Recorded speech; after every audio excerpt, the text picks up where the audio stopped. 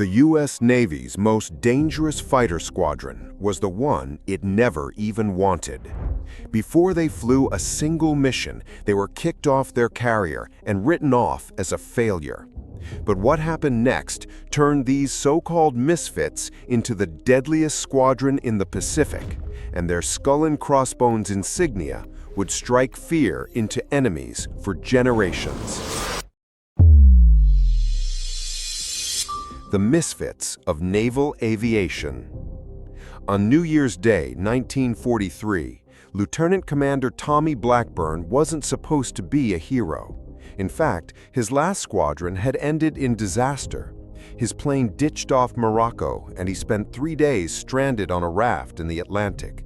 Most men would have been finished right there.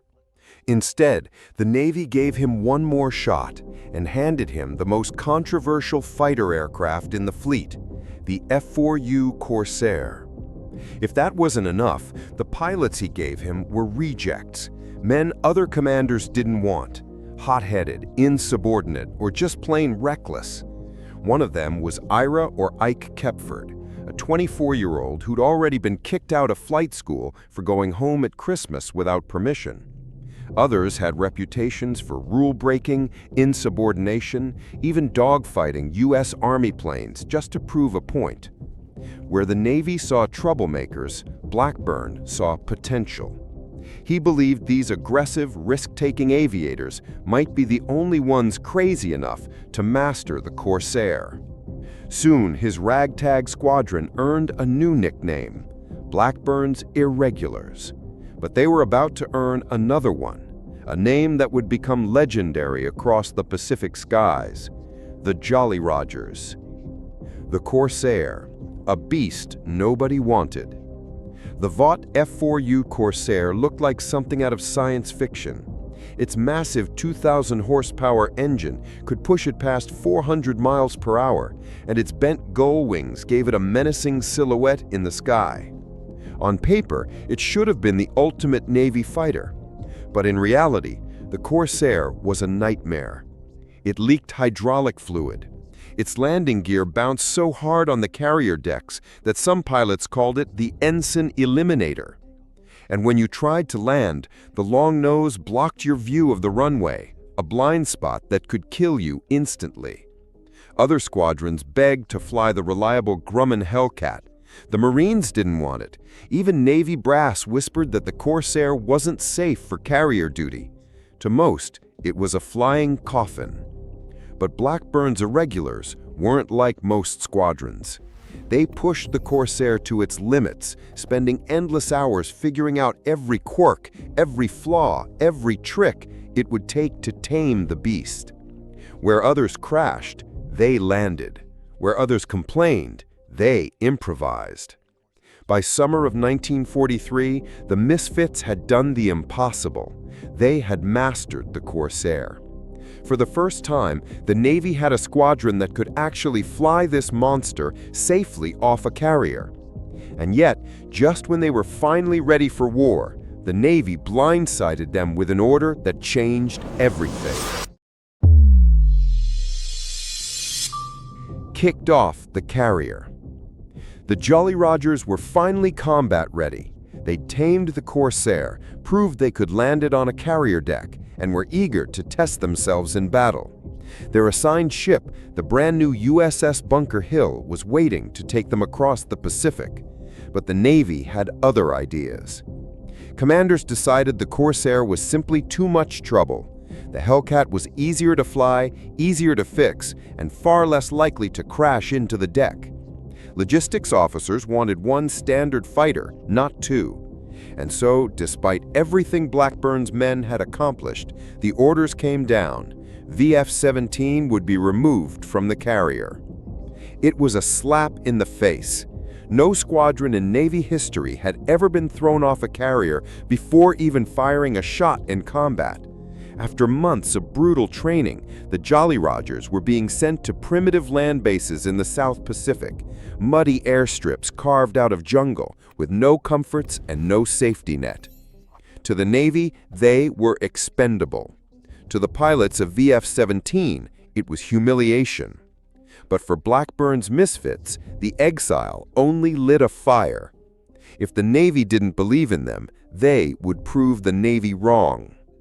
And when the invasion of Bougainville began, they got their chance and turned the skies into their personal hunting ground.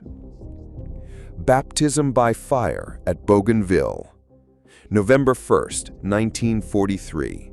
The Marines stormed the beaches of Bougainville, and above them, the skies begin to fill with the dark shapes of Japanese aircraft. Dive bombers, torpedo planes, and the deadly Zero fighters sweep in to smash the invasion fleet. This is exactly what the Jolly Rogers had been waiting for.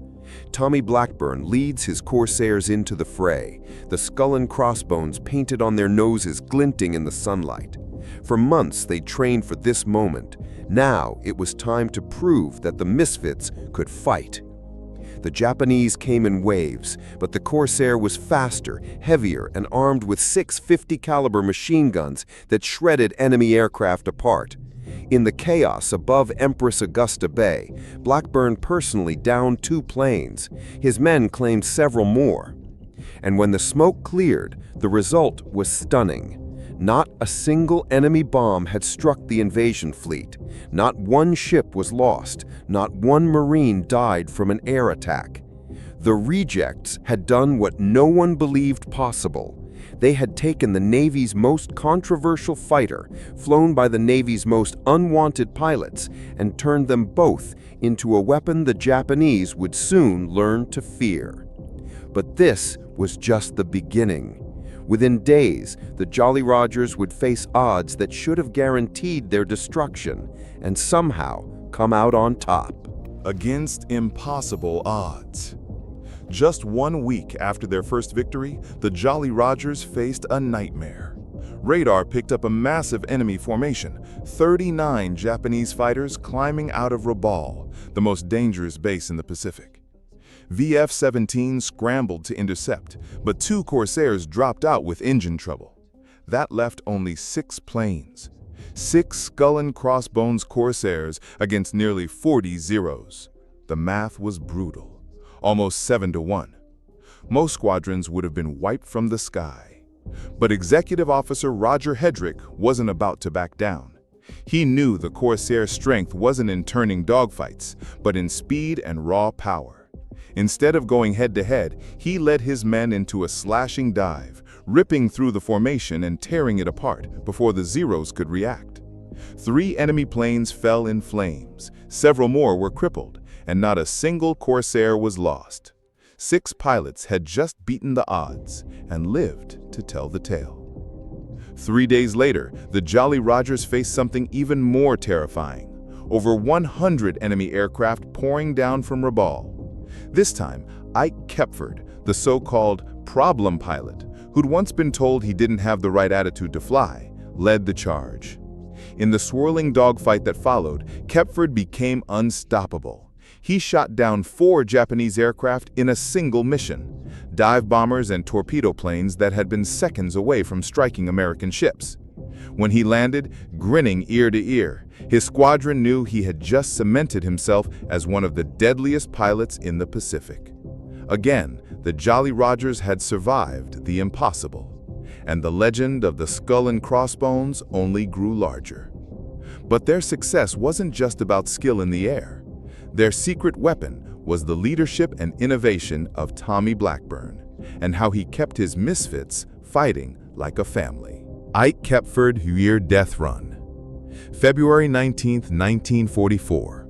Ike Kepford and his wingman were flying escort when disaster struck. His partner's engine began smoking. Doctrine said you never leave a wingman, but Kepford spotted something irresistible, a lone Japanese seaplane gliding below. In seconds, he made his choice. His wingman turned back, and Kepford dove. One burst from his 6 machine guns shredded the enemy into the sea. Victory, but also a trap. From above, 20 Japanese Zeros came screaming down. 4 locked onto him instantly. Alone, low on fuel, deep in enemy territory, Kepford was as good as dead. Over the radio, his frantic call crackled back to base. "Skipper, 3 have me boxed in." But Kepford wasn't ready to die. He pushed his Corsair to the edge, slamming the throttle and even hitting the fighter's experimental water injection system for an extra burst of speed. What followed was a deadly chase across miles of ocean. Against impossible odds, he outmaneuvered his pursuers, gunned down 3 Zeros, and somehow escaped. Hours later, as the sun dipped towards the horizon, the sound of Corsair number 29 echoed across the airfield. When he landed, he climbed out and raised 3 fingers. He'd done the impossible again. The legend of the Jolly Rogers. When the war ended, VF-17 was redesignated, renamed, and reformed, but their legend refused to die. The skull and crossbones lived on with VF-84, then VF-103, and today's modern Jolly Rogers who fly FA-18 Super Hornets into battle. 80 years after Tommy Blackburn painted that first pirate flag on his Corsairs, the symbol still flies. A reminder that the squadron the Navy didn't want became the squadron it needed most. And maybe that's the true legacy of the Jolly Rogers. Sometimes, the misfits and the outcasts are the ones who change history forever.